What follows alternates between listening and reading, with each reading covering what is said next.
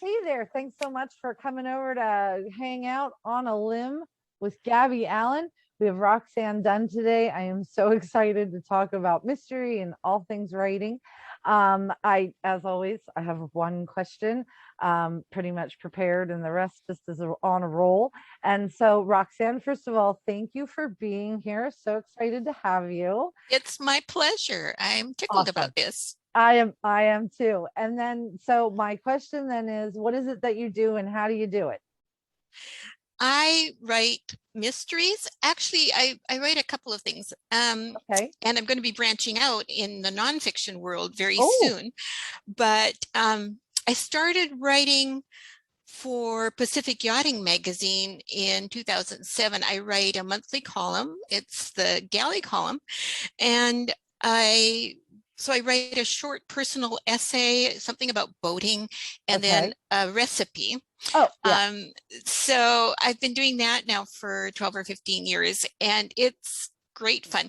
I got into that because at that point in time, my husband and I lived aboard a big old wood motor yacht Oh, in in Lake Union in Seattle. So we had this big old wood boat yeah. and decided that we were tired of cleaning bathrooms in our house and we'd just live on the boat instead. That was a lot easier and a lot more fun because Yeah. on weekends, instead of cleaning 3 bathrooms and mowing the lawn, we would unplug our boat and head out into Puget Sound and cruise around. Yeah. So yeah, so because I was doing that, then I got this gig as writing a galley column because cooking is one of the things that I like. I actually, the truth is, I'm not so fond of cooking, but I'm very fond of eating good food.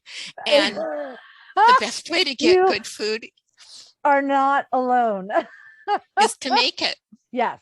Yeah. Yes. So I that's how I love got that gig. that you lived on a yacht. So I'm thinking from your background that you don't still live on a yacht. No, um, Okay. we did for 17 years Wow. live aboard. Really? Yeah. Yeah, it was a That's big adventure. amazing. It was my all-time favorite, Okay. truly my all-time favorite place to live. I mean, I love where I live now, but Yeah, I um, got you. it was a lifestyle. Yes.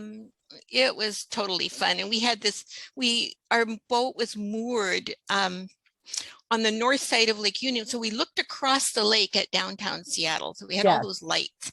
Yes. And at Christmas time, there's boat parades, Yes. and it was always fun to invite people over, unplug the boat and go cruise around and, Yes. eat, drink Yeah. and do stuff like that. It was a I great way to live. I come from a very boat centric family on my Ah, mom's side. And so my grandparents had a boat for a lot of years. I'm going to say at least 40. And mhm, so they had just a wooden boat. It was like a 40-foot.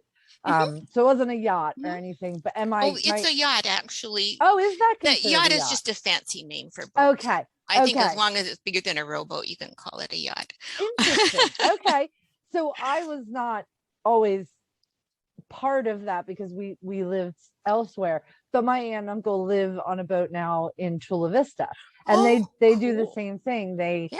They're moored, and then they'll take off. The uncle that I was telling you about that lives in France before we got started, Uh, he actually started in California with his wife, went up because when you're going to Hawaii, you have to go up and then come down, mhm, is from what I mhm. understand.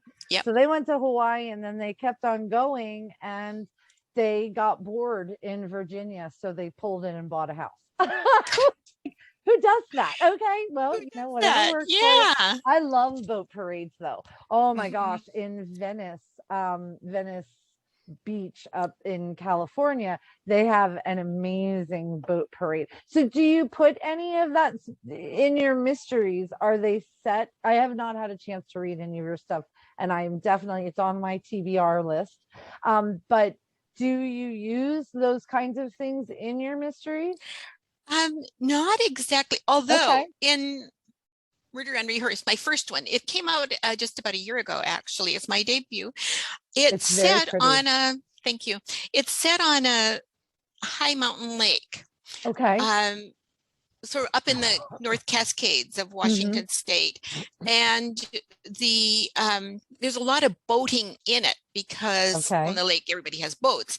And in fact, at the end, toward the end, in the very last, at the sort of the climax of everything, the heroine, Heather, is on a boat that's getting shot at. And so, but there's all the, so while I don't talk about, you know, that lifestyle we had, all the things about boats comes up because you hit the throttle. Well, what does that mean? You know, and what are the gauges? What do they tell you? And what happens when this one gets shot out? What do you have to rely on, and that kind of stuff. So, so yeah, there's a lot of boating in it without being boat centric. Adventure living aboard. Yeah. Okay. So for anybody who is not aware, a galley is the kitchen. The kitchen. Yes. I thought about that after you're talking about it. I was like, there are a couple different things a galley could be. So just for anyone who is not aware, it's a kitchen. That's right. I forget about that. Sometimes it's about this small. And sometimes your bathroom is also this small and your bed is a V. So it really depends on what size boat you have. Not everybody has those enormous ones with like 12 staterooms. A lot of people have something a little smaller than that, especially if you want to run around the Puget Sound. I'm thinking that you probably have, you know, not a cruise ship. Right. Well, and there are some amazingly large boats around. It's incredible to me how many of them there are that are really huge and very expensive. And, you know, a little social commentary I'm going to throw in here. I walk down the docks and I live on San Juan Island, which is a little island way up in the Northwest, and Friday Harbor is our town. And there's a marina there, and walking around and looking at some of the boats that are in there is just kind of mind-blowing. And we do have another boat. We have a smaller boat now, a 37-foot little boat, and it has what you're talking about, the V berth, and the V berth is the bed that's shaped like a V, and the little tiny bathrooms and so on. The boat we lived aboard was 60 feet overall. So that's not bad. We had, it was like a condo size living, and but the bathroom, we called them the telephone booths because the bathrooms were the size of a telephone booth. And that's called the head. Just for anybody who's following along, I am aware of what that's actually called. I was using bathroom because, you know, it's more standard words in the outside world. So when you write your columns, did that make you want to eventually explore fiction and novels, or did you just think, I love writing this column, I'll do that for a while, and then you got struck by an idea? No, actually, I had already decided quite a long time ago that I wanted to write novels. And I'd actually begun writing. I've started, let me see, I've started about 5. We all have. At various stages of learning. And, you know, so back in the 90s, when we were living aboard, we lived close to UW, University of Washington, and I enrolled in UW Extension fiction writing class there. Very cool. And got a couple of certificates in commercial fiction. I actually started a draft of Murder Unrehearsed while I was doing that class. I didn't finish it, but I wrote some scenes. And the thing about that class was the woman who taught it. Now, I knew nothing about how to put a novel together. I had no clue. At work, I wrote a lot of reports about budgets and why I needed more money and what I'd done to deserve more money. But that was not, well, it might have been fiction. It was not supposed to be fiction. I was going to ask, but I didn't want to put you on the spot. So I enrolled in that class, and I think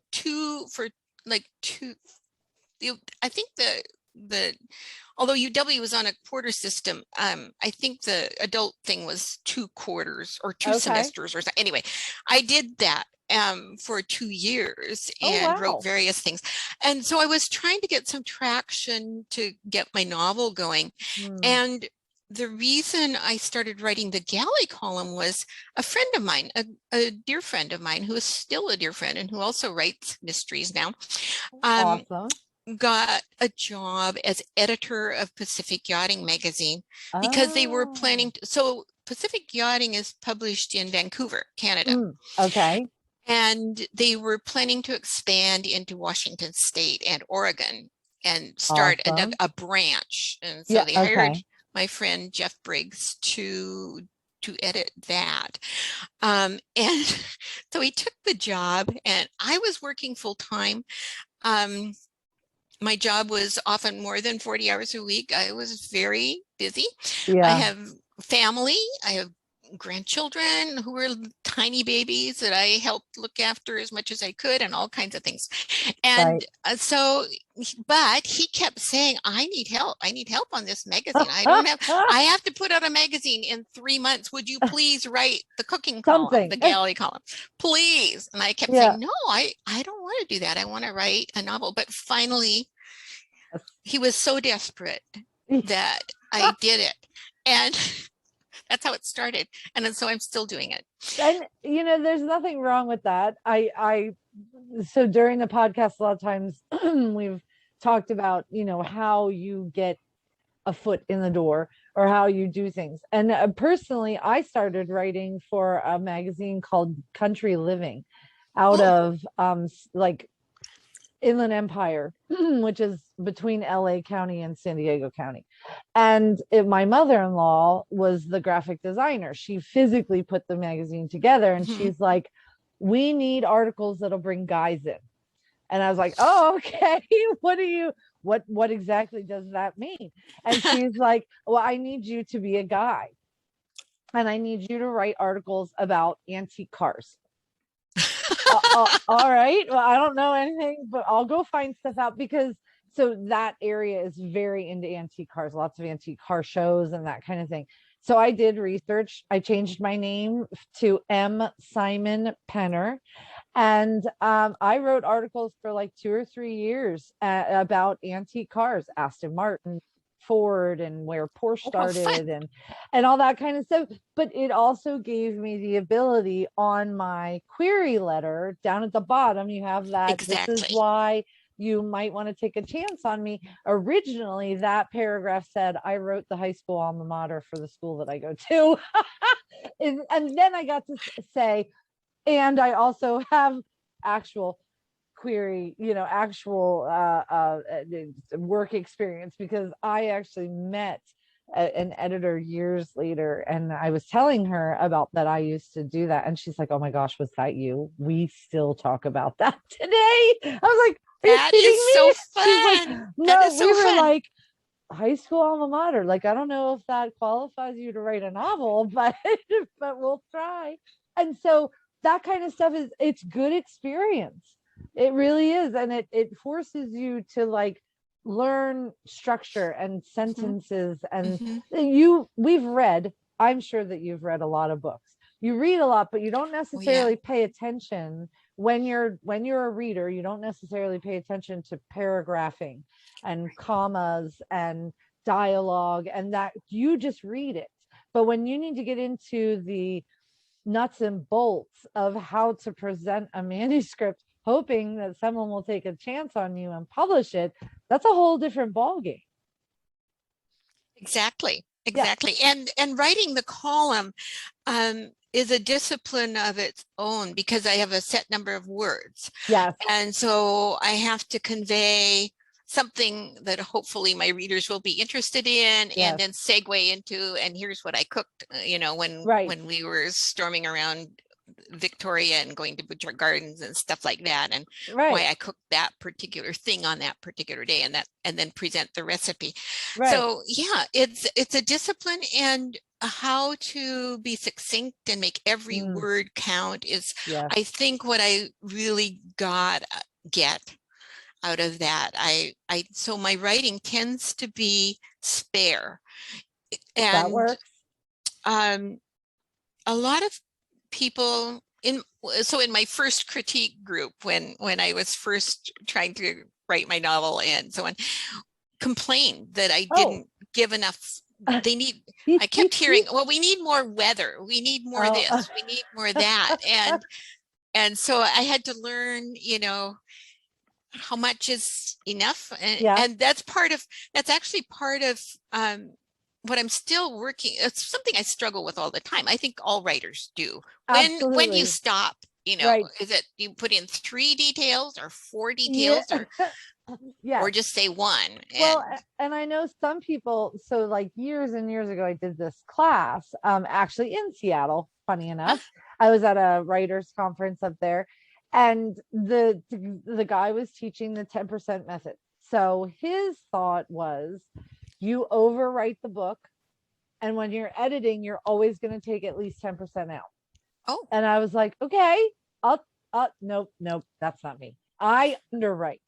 I have always underwritten. Okay. And then when I go through and edit, I flourish. And I've said this, I think, in every single podcast. There are as many ways to do this as there are people doing it. So whether or not, dear listener, whether or not you write with the reduction, or if you write with the add-in, or if you're not sure about where the weather goes, like, do your thing. And then if you can, critique groups are awesome. Did you find your critique group through like a writers organization, or was it something that was put together by the college that you went to? No, I just, one of the women I worked with, okay, her husband was a writer. He wrote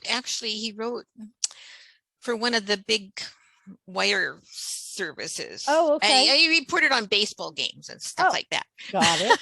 But he wanted to get into writing, but he knew a lot of other writers or people who wanted to be writers. And that was my first critique group. Cool. And so he gathered us together, and that was an interesting group because there were all kinds of us in there.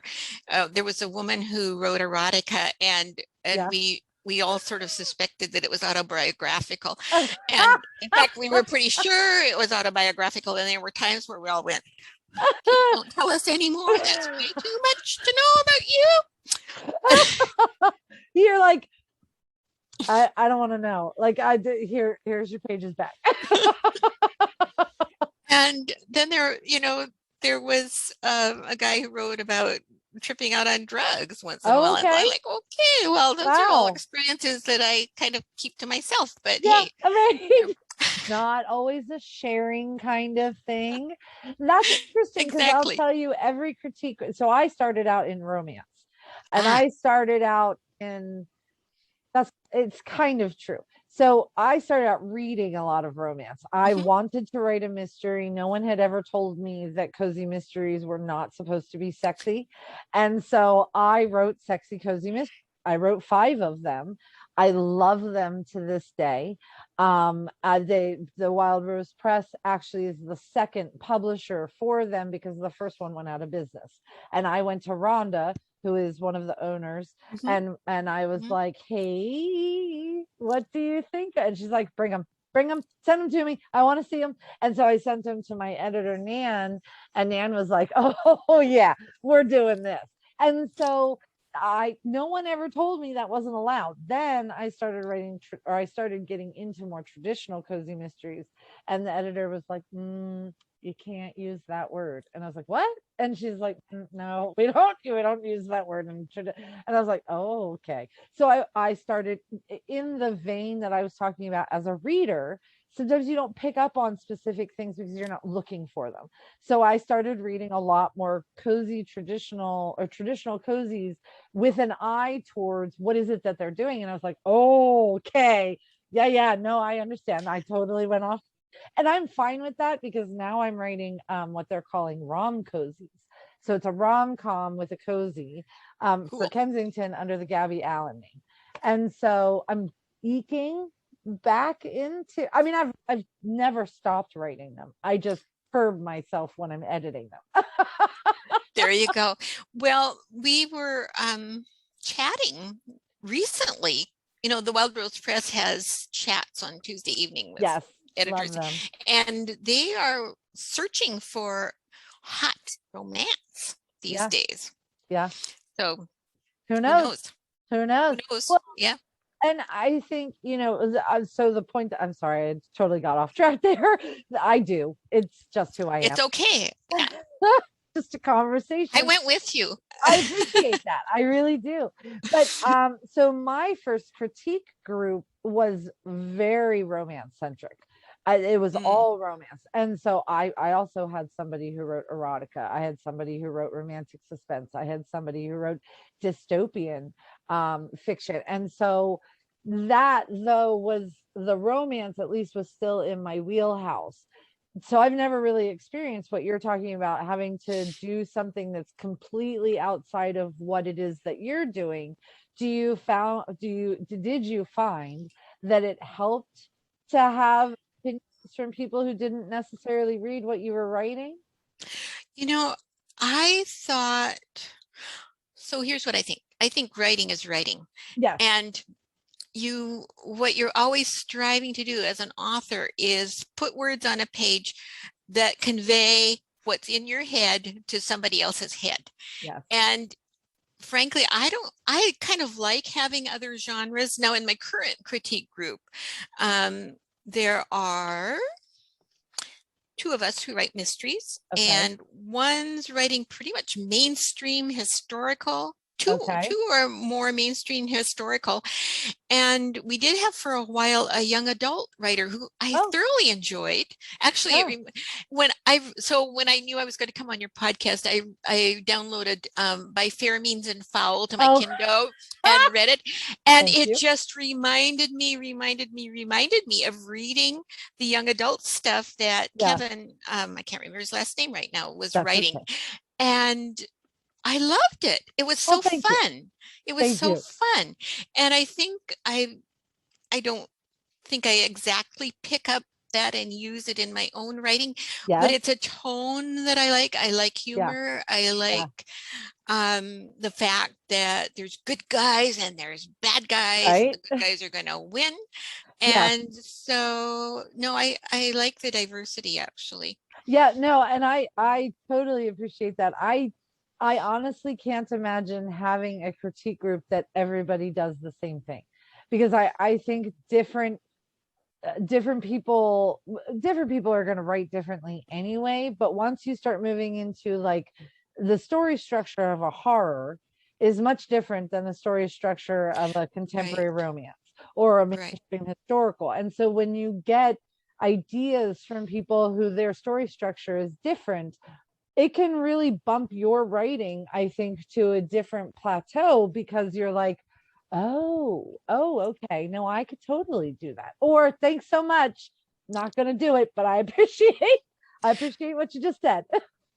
Right, right. Well, story structure is a whole other issue. And Yes. I think one of the things about the critique group is they get it in bits and pieces. So my current critique group, we Oh, send out 20 pages a month. So it's hard to really? know in the beginning, where's the structure, Okay. until you get well into it. So, and structure, frankly, right now I'm working on third, my third, ignoring the five that I'm not talking about and that are still in the bottom drawer. The third of the likely to get done and hopefully Right. published. And I decided to write a heist, Oh, a caper or a heist, I just like those. because.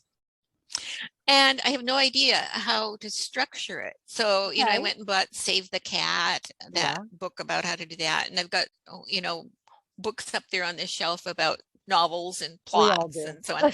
And so, I'll go through it that way and hopefully, arrive at a heist that works. I don't Interesting. know. So So yeah. you write 20 pages, you write 20 pages in a month, and then do you edit it yourself and then send it out to your critique partners?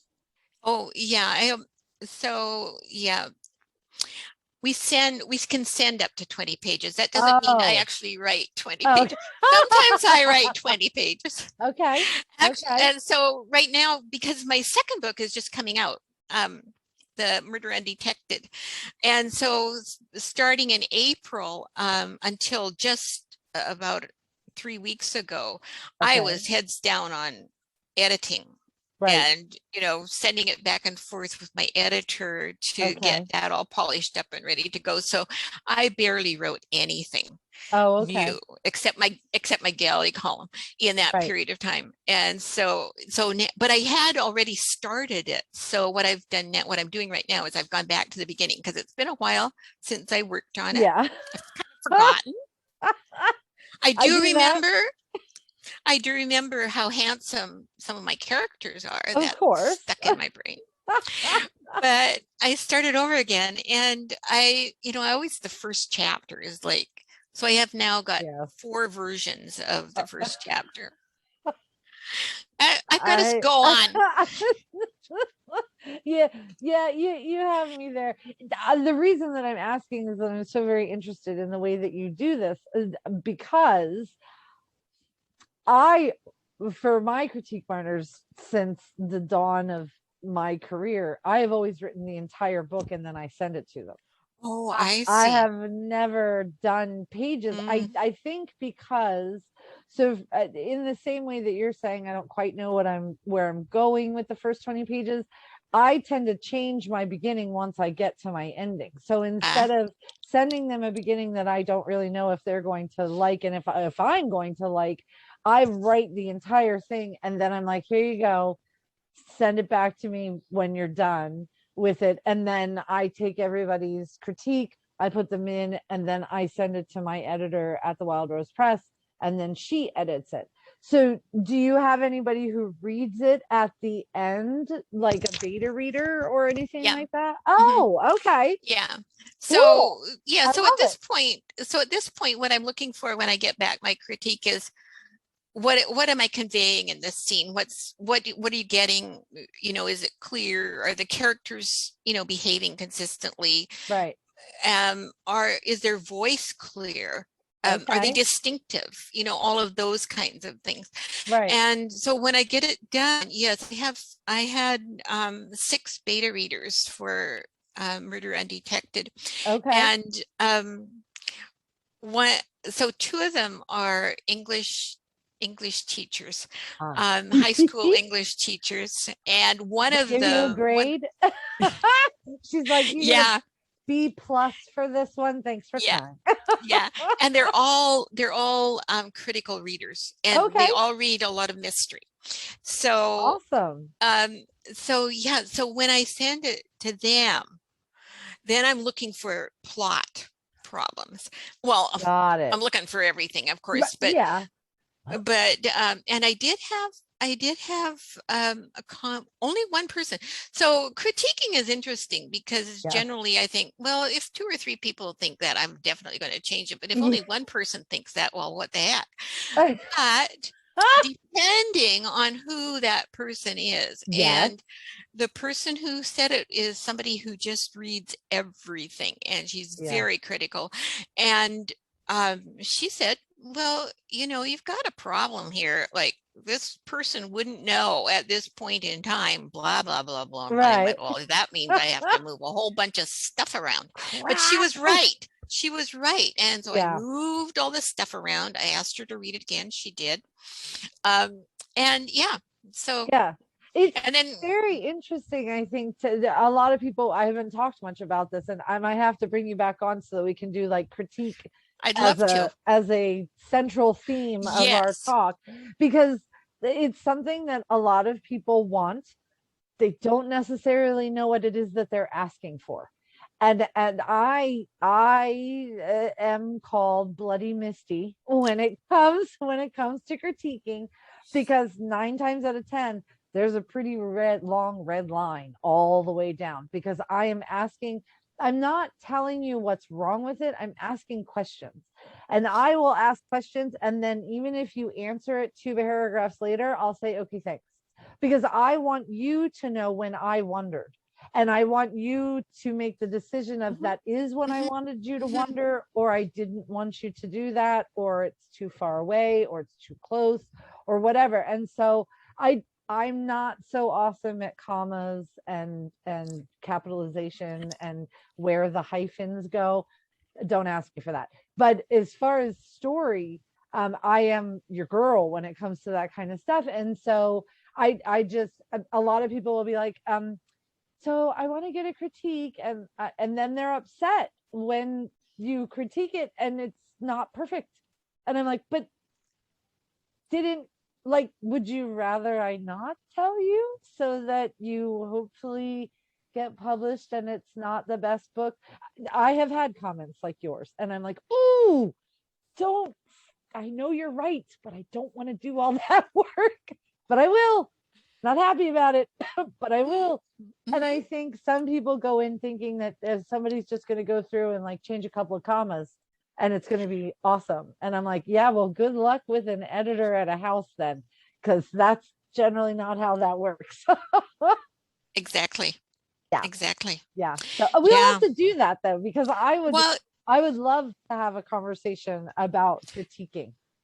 yeah, to me, it's vital. And Yeah. I know several people who don't critique or don't Yeah. have a critique group. I don't know how you can know what you've written without somebody repeating back to you that that's what you wrote. That's Yes. just how That I feel I about it. would be dead in the water without my critique group. Exactly. I don't I am I can tell you that other than probably those first 5 books, and for those first 5 books, I had an editor who was the owner of the house and the only editor, and we used to talk on the phone to edit my book for like 3 to 6 hours at a time. Like, take this out, this doesn't make any sense, why are you doing this? And I would change it while we were on the phone, Oh my so it was gosh. like having a critique partner, Hmm. just she was also the editor.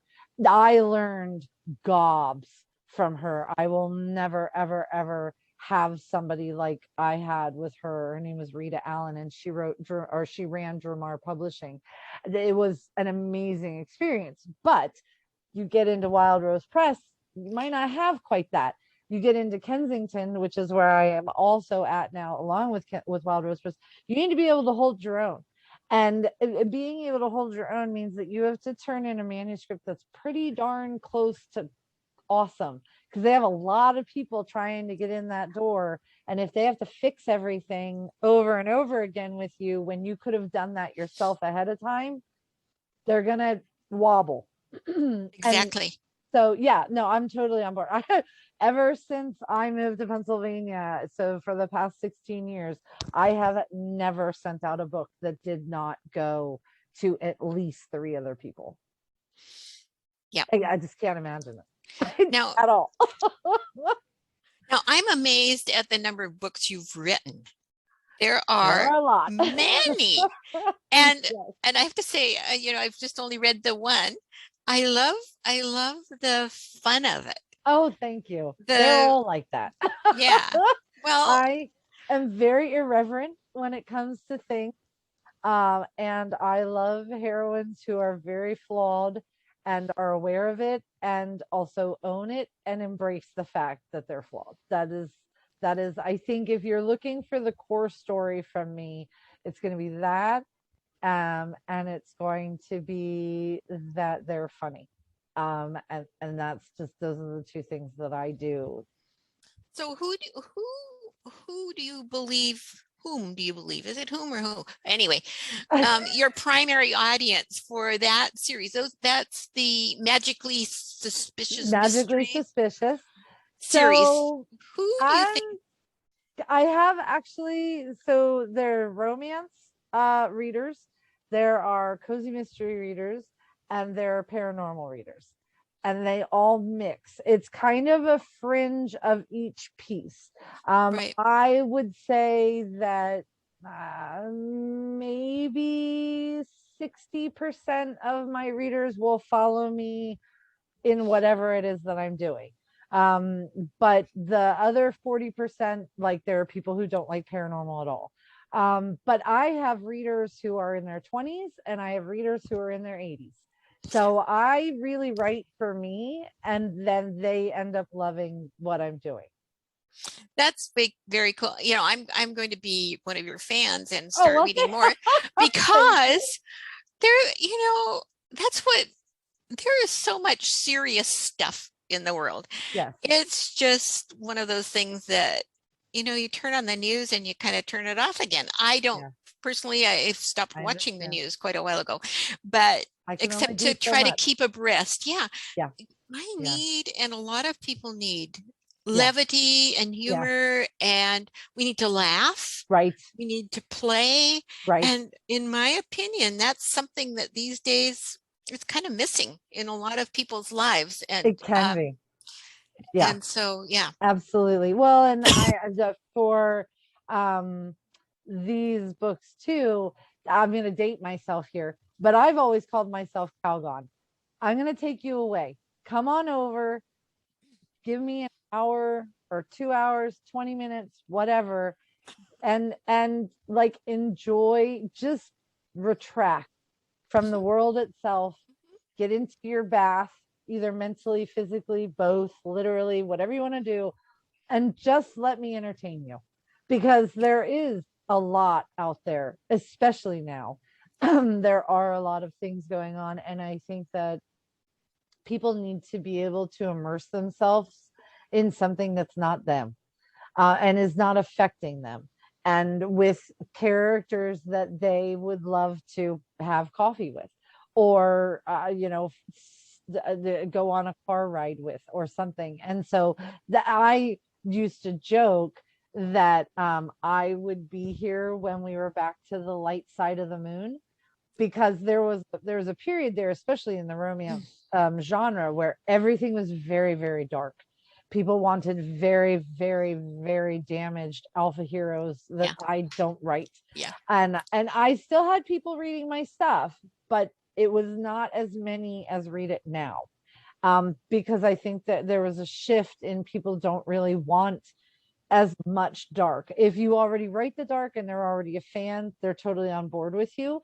But if they know that they want to laugh, or they need a moment of something not quite so serious, then they will go to the people that they know can make them snort tea out of their nose, which is what I've been told, that I make people snort tea out of their nose. And I'm like, I am not going to apologize for that. And that's what happened. I love you and you're welcome. And so there was a time though where I love the Wild Rose Press, because they tend to not necessarily always follow trends. They may want to be on some of the trends, but their business decisions are not as trend centric as a bigger house. A bigger house has to be able to sell thousands upon thousands of copies. The Wild Rose Press has a different model. And so I was still publishing with them, but I could not for the life of me get into a bigger house, because I was too funny. I was too light. They wanted a darker story. And I was like, that's okay. I'll write my stories with the Wild Rose Press until you guys are ready. Because I wasn't going to try to write something. I have tried to write dark stuff, and then somebody's getting strangled with like a feather boa or something. I'm like, that's not going to fly. I'm just in case you were wondering, that's not happening. And so I think sometimes you have to be honest. And some people are very capable of writing to trends. I have friends who, if you tell them, hey, we need a billionaire cowboy, and a space alien has just come down, and they're going to fall in love, and they will run off and write that, even though they usually write historical romance with ghosts. Like they can do whatever it is that you, and I love them, and sometimes I wish I was them, and other times I just know that you're gonna get a Misty book, no matter if it's a Gabby book or a Misty book. You're always getting a Misty book. So there you go. I appreciate that. So your core, and then I told you it's been 42 minutes, so we'll have to wrap it up soon. But your core story. So in these mysteries, are they cozy mysteries? Are they more mainstream mysteries? Are they scary? What is it that you're doing in there? They're mainstreams. Awesome. The first one, Murder Unrehearsed, it borders on cozy. Okay. But as you say, the genre requirements are pretty strict and it doesn't fall into them. The Okay. reason And you know, if you look on Amazon down at the bottom there where it tells you what rank you are in these various, it always puts in so on in cozy mysteries. Yes. But that's because everybody's favorite character in that book is the dog Bear, who is indeed a wonderful dog. And so that's how it got into, you know, being a cozy. Yeah. It's a mainstream. And this Okay. one, Murder Undetected, is also mainstream and takes place in a hilltop town in the south of France, not far from Lacoste that we were talking about. A fictional town. A fictional town. Yeah, is it the same character? No. Lead character? Oh, no, okay. they're different. Are they linked at least? Like, are they linked at all? It's two No. standalones. Yeah. I love it. And so now I'm talking when Casey Johns, my editor at the Wild Rose Press, when we finished up Murder Undetected, she says, I hope you will include one of the characters she named. There's an FBI guy in there that she really liked. And I hope you'll put him in your next book, you know, and so it wouldn't be exactly a series. Well, I'd already started this heist and caper idea. And so now I'm trying to figure out if I can work the FBI guy into that, because it does take place in Paris and that's where he is. Okay. So it might work out, but it's maybe bending the story. It might take me too far away from the fun I was planning to have with the caper. You could have him come in and do like a walk-on. He'll be a walk-on probably, at least. At least to like put him in there, and then you could even expand it a little later on, a couple books down the line or whatever. Yeah, so I write a couple of different series, as you were saying, the Magically Suspicious. I do the new Wit and Whiskers. I have some of the other ones are finished, but I also do the Tally Graver mystery series.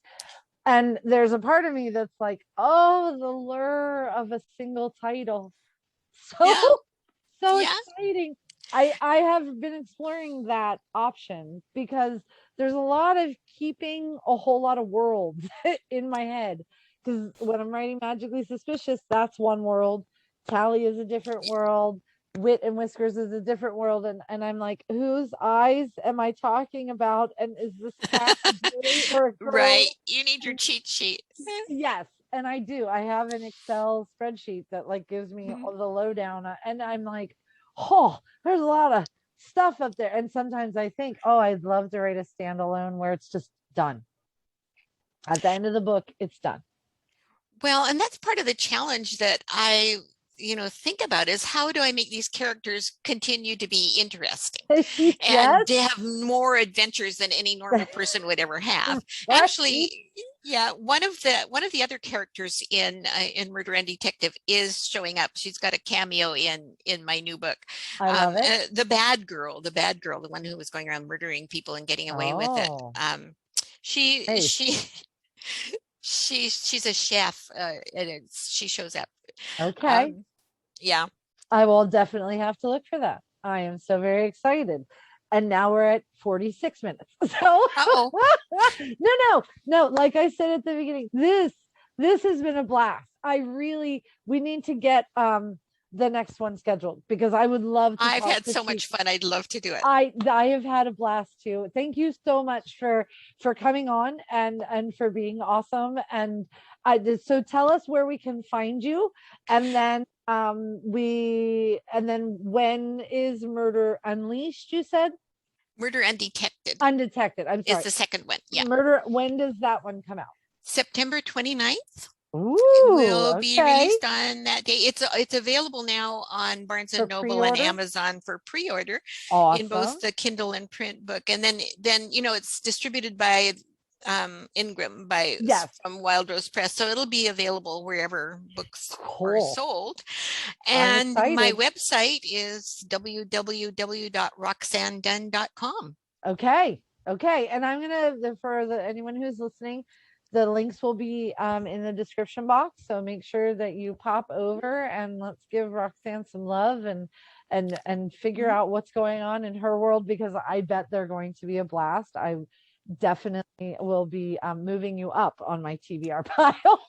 It's a little big some Thank days, you. I hope but you enjoy them when you I, get there. I can shift a little. I'm good at Hmm. that. But Yep, this is mine over here behind me. You can't see okay. all of it. It's got Yeah, 3 whole stacks. Yeah. I know. It's crazy. I don't know how we do it, but we do because we love it. Yeah. And then I'm going to also make the same offer that I usually do. If there are any questions that you have for myself or Roxanne, drop them in the comments section, and we would be happy to answer anything that if we can. And if you want to learn, we want you to learn. So we'll come over. I'll share them with Roxanne, make sure she sees them. And so that's it for today. That whipped by. Holy cow. It sure did. It was so much fun. And please, come back for when Roxanne and I are definitely going to have a chat about critique partners, because I think it's a really good subject. And I think if you go in knowing what it is that you have, you're going to come out a much better writer. But thank you again, Roxanne, so much for being here. This was so much fun. Thank you for having me. I loved it. Good, good, good. All right. So this was Out on a Limb with Gabby Allen. I hope that you have an amazing evening, morning, afternoon, whatever it is you're doing. And we'll see you next time.